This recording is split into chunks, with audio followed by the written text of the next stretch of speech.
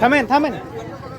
ওদেরই গ্রামের এই বরেক আর গরিবুল আর পুটু আইসা বলেছে আমরাকে যে তোমরা কেউ মাঠে নামিও না, এই বেড়া ভেঙেছে আমার এই গ্রামের এই লোক, যে তোমার উপরে এটা দোষ চাপাইছে তোমরাকে মার্ডার করার জন্য, তোমরা কেউ মাঠের দিকে যাইও না। খবর ওরা নিজে এসে বলে গেছে তিনজন।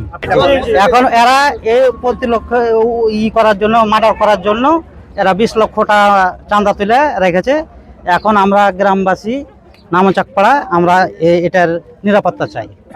আমরা পুরা গ্রামবাসী আমরা নিরাপত্তা চাই। এখন এই আতঙ্কে আছি। এখন এটা ধাইরের গ্রুপ একটা, আর তাই গ্রুপ একটা, আর ভুলকি গ্রুপ একটা, 3 গ্রুপ মেলে ওরা একটা দল হয়েছে দিয়ে আমরাকে এরকম আতঙ্কতে রেখেছে।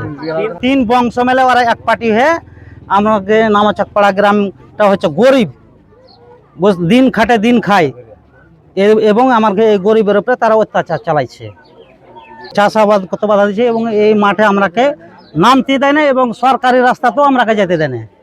এখানে ওরা স্টিল 2টা দোকানদার রেখেছে, কাউকে যেতে দেয় না। 6 মাসের ছেলে পর্যন্ত এখানে আমরাকে যেতে দেয় না। যেদিন মরবো সেদিন আমরা চা বাগানে যেতে পাবো, তার আগে যেতে পাবো না। আমাদের নামচাকপাড়াতে বাড়ি।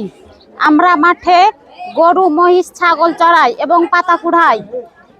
তার জন্য ওরা কোনো যেতে দিবে না, নামতে দিবে না, এবং ভয় দেখাচ্ছে, এবং মহিলাদের ভাবে বলছে যে যে মহিলা আসবে তাদেরকে অন্যায় অত্যাচার ভাবে গালিগালাজ দিচ্ছে, এবং বলছে যে বকরির ঠ্যাঙে কোপ না দিয়া ওদের ঠ্যাঙে কোপ দিয়ে ছুটিয়ে দে, যত যা হবে হবে। ওনারা বলছে যে কি কহে রে, নামচাকপাড়ার একটা লোকজনকে মাঠে নামতে দেওয়া হবে না।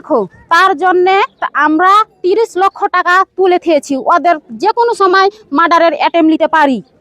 ওনারা বলছে আমাদের যে কোনো সময় আমাদের মাঠে নামার ভয়ের কারণে আমরা মাঠে নামতে পারি না, তার জন্যে আমরা এখন চিন্তা ভাবনায় পড়ে আছি।